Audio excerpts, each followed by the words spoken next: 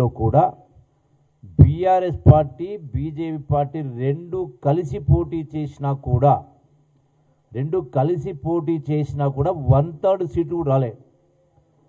అంటే 1/3 కూడా సీట్లు రాలే బీఆర్ఎస్ పార్టీకి. అంటే వాళ్ళ యొక్క పార్టీ ప్రతిష్ట అనేది పూర్తిగా పార్టీ కంప్లీట్గా బలహీనమైంది అనేది కేసీఆర్కి అర్థమై గడిచిన 2 సంవత్సరాల్లో కేసీఆర్, కేటీఆర్, హరీష్ రావు కొడుకు అల్లుడు అందరు కలిసి ఏం చేసినా పార్టీ మొత్తం దిగజారిపోతూ ఉంది. పార్టీ ప్రతి దిగజారిపోతూ ఉంది. కాపాడుకోవాలి, కనీసం కొద్దిగా ప్రతిష్ట కాపాడుకోవాలని దానిలో భాగంగానే బయటకు వచ్చింది తప్ప పాలమూరు ప్రాజెక్టు కాదు, గాడిగుడ్డు కాదు, ఇంకోటి ఏమీ కాదు. 100% వాస్తవంగా ఆయన పాలమూరు ప్రాజెక్టు గురించి మాట్లాడుతూ ఉన్నాడు. అసలు మీరందరూ గమనించారు, 2014 కేసీఆర్ ఆనాడు బీఆర్ఎస్ పార్టీ ప్రభుత్వ అధికారికి వచ్చిన తర్వాత 2015లో పాలమూరు ప్రాజెక్టును కుర్చీ వేసుకుని కట్టిస్తా పూర్తి చేస్తా అని మాట్లాడాడు. మరి 2014 నుంచి 2023 దాకా సుమారుగా 10 సంవత్సరాల కాలం పాటు పరిపాలన చేసిన తర్వాత రాష్ట్రంలో 8 లక్షల కోట్ల అప్పు చేసిన తర్వాత కూడా ఎక్కడ కూడా ఒక ఎకరానికి నీళ్లు ఇవ్వకపోగా, మెయిన్ కెనాల్స్ కూడా పూర్తి కాకపోగా, అసలు పొలాలకు నీళ్ళు ఇవ్వాలంటే కాలువలు మంజూరు కావాలా, మెయిన్ కాలువలు మంజూరు కావాలి, డిస్ట్రిబ్యూటర్స్ మంజూరు కావాలి, మైనర్స్ కావాలి, సబ్ మైనర్స్ కావాలి.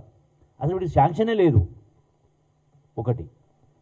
అయినా కూడా 2023 ఎన్నికల సందర్భంగా కేసీఆర్ ఏం చేసిండు, ఒక మోటార్ ఆన్ చేసి నార్లా రిజర్వాయర్లో ఒక మోటార్ ఆన్ చేసి కొన్ని నీళ్లు పోసి జాతికి అంకితం చేస్తున్నాడు పాలమూరు ప్రాజెక్టును. అంటే ఇంతకంటే దిగజారుడుతనం ఉంటుందా? అసలు నువ్వు శాంక్షన్ చేయకపోతేవి కెనాల్స్, అడ్మిషన్ శాంక్షన్ లేదు, ఏమీ లేవు. దీనికి తోడు అసలు వాటర్ అలొకేషనే లేదు. ఈనాటికి కూడా వాటర్ అలొకేషన్ లేదు, ఎన్విరాన్మెంటల్ క్లియరెన్స్ లేదు. మరి ఏది లేకుండా ఇలా పాలమూరు ప్రాజెక్టుని ఈ ప్రభుత్వం పట్టించుకోవట్లేదు, డిపిఆర్ ఏదో రిజెక్ట్ అయింది అని మాట్లాడుతున్నారు. అసలు ఈ డిపిఆర్ అనేది వాస్తవంగా దీనికంటే మొదలు మాట్లాడితే గత కాంగ్రెస్ ప్రభుత్వంలోనే జూరాల రిజర్వాయర్ నుంచి 70 టీఎంసీలకు ఆనాటి ప్రభుత్వం మంజూరు ఇచ్చింది పాలమూరు ప్రాజెక్టు. సరే, తర్వాత కేసీఆర్ దాన్ని షిఫ్ట్ చేసి శ్రీశైలం బ్యాక్వాటర్ తీసుకురావడం జరిగింది. 35,000 కోట్లు మంజూరు ఇస్తూ 27,000 కోట్లు ఖర్చు పెట్టి ఎక్కడ కూడా అసలు దానికి అవసరమే. అసలు ఈ పాలమూరు ప్రాజెక్టు పూర్తి కావాలంటే ఇంకో 40,000-50,000 కోట్లు కావాలా, అడ్మినిస్ట్రేషన్ శాంక్షన్ ఇవ్వాలా, కెనాల్స్లో ఏమీ లేవు. అయితే మరి అసలు చేసినటువంటి మొట్టమొదటి పొరపాటు ఏంది కేసీఆర్ చేసింది? ఏ క్లియరెన్స్ లేకుండా, వాటర్ అలొకేషన్ లేకుండా కట్టేటువంటి పద్ధతి చేసినప్పుడు మొదటగా ఎందుకు గ్రీన్ ట్రిబ్యునల్ దీన్ని రిజెక్ట్ చేసింది? పెనాల్టీ 400 కోట్ల రూపాయల పెనాల్టీ వేసింది, మీరు పనులు ఆపండి అని. ఎందుకంటే ఎన్విరాన్మెంటల్ క్లియరెన్స్ లేని. అసలు మొదలే ఎన్విరాన్మెంటల్ కంటే పని స్టార్ట్ కాకముందుకే ఎన్విరాన్మెంటల్ క్లియరెన్స్ తీసుకొని ఉంటే మన నిధులతోటి మన నీళ్ళు మనం వాడుకునే అవకాశం ఉండేది. ముందు చేసే పని వెనుక పని చేసే దాన్ని ముందు పెట్టే కార్యక్రమం చేసి, సో తదనంతరం ఏం జరిగింది, వీళ్ళే సుప్రీంకోర్టుకు కేసీఆర్ ప్రభుత్వమే, హరీష్ రావు మంత్రి ఉన్నప్పుడే, కేసీఆర్ దానికి సంబంధించి ముఖ్యమంత్రి ఉన్నప్పుడే సుప్రీంకోర్టులో మేము ఇరిగేషన్ ప్రాజెక్టు కోసం కాదు, తాగునీటి కోసమే వాడుకుంటామని చెప్పని సుప్రీంకోర్టులో పిటిషన్ ఫైల్ చేసిండు. మరి ఇప్పుడు నీవు చెప్పేది ద్వంద్వ వైఖరి కదా. ఒకవైపున పాలమూరు ఇరిగేషన్ ప్రాజెక్ట్ అంటున్నావు, మరి మీరు సుప్రీంకోర్టులో ఆ స్టేట్మెంట్ ఎందుకు ఇచ్చారు? ఎన్విరాన్మెంట్ క్లియరెన్స్ లేకుండా. అంటే ఎన్విరాన్మెంట్ క్లియరెన్స్ లేకుండా అసలు పని ముందుకు పోతుంటే మేము ఇరిగేషన్ కోసం కాదు, ఇది ఓన్లీ డ్రింకింగ్ వాటర్ కోసం చేస్తూ ఉన్నామని దానికి ఆపడం జరిగింది గ్రీన్ ట్రిబ్యునల్ 400 కోట్లు పెనాల్టీ ఇస్తే. అప్పుడు సుప్రీంకోర్టు పోతే సుప్రీంకోర్టు ఈ మధ్య కాలంలో 2025లో మీరు తాగునీటి కోసం మీ పనులు మొదలుపెట్టుకోవచ్చని ఆ స్టే ఎత్తేస్తూ క్లియరెన్స్ ఇచ్చింది. ఒక అంశం. రెండవది, ఈరోజున అన్నిటికంటే ప్రథమమైంది, ఇప్పుడు చదివేస్తే ఉన్నమతి పోయినట్టుగా కేసీఆర్ మాటలు స్పష్టంగా కనపడతా ఉన్నాయి. మనకు తెలంగాణ రాష్ట్రం వచ్చిన సందర్భంలో రాష్ట్ర పునర్విభజన చట్టం చేసింది. రాష్ట్ర పునర్విభజన చట్టంలో ఆనాటి ఆంధ్రప్రదేశ్కు, అంటే ఆనాటి కంబైన్ ఆంధ్రప్రదేశ్కు 811 టీఎంసీ వాటర్ అలిగేషన్ ఉంది తెలంగాణ మొత్తానికి సంబంధించి. పునర్విభజన చట్టంలో ఎన్ బ్లాక్ అలాట్మెంట్ చేశారు.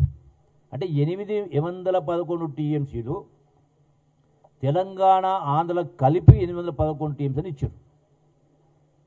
అంటే ఇంత స్పష్టంగా పునర్విభజన చట్టంలో ఇచ్చినప్పుడు మనం రాష్ట్ర ప్రభుత్వం ఏం చేయాలి అంటే, నదీ పరివాహక ప్రాంతం ఎంతైతే ఉంటే, అంటే జాతీయ కానీ అంతర్జాతీయ నీటి సూత్రాల పథకాల ప్రకారం పరివాహక ప్రాంతం ఎంత ఉంటే అంత వాటర్ అలొకేషన్ అవ్వాలి. అది సహజ నీటి ఒప్పందాలు ఉన్నాయి హెల్సింకి ఒప్పందం నుంచి. దాన్ని పక్కన పెట్టి